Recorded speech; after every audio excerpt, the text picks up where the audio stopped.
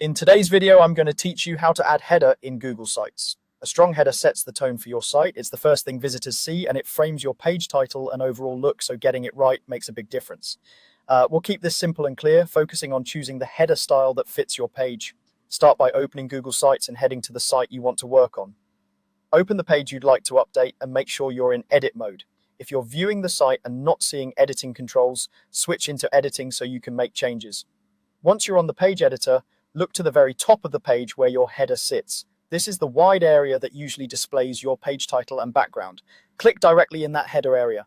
When it's selected, you'll see header-specific options appear, letting you adjust how prominent that space should be. You're going to choose a header type. The options are large banner, banner, or title only. Large banner gives you the most visual impact. It adds more height to the top of the page, creating a bold, spacious introduction that's great for a home page, a landing page, or any page where you want to highlight a key message. If you have a strong visual identity or important headline, this choice puts it front and center. Banner offers a balanced look. It's shorter than the large banner, but still provides enough space for a clear title and a clean strip of header area. This is a good fit for most standard pages where you want clarity without taking up too much vertical space.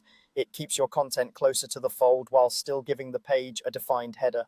Title only is the most minimal option. It removes the extra header space and focuses purely on the text of your page title at the top.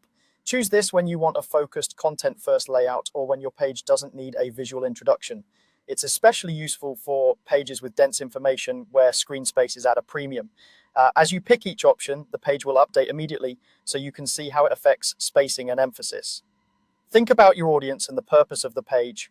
Use larger headers for storytelling and brand impact and smaller ones for efficiency and readability. Keep your page title concise so it looks clean across different header types and screen sizes. That's all it takes.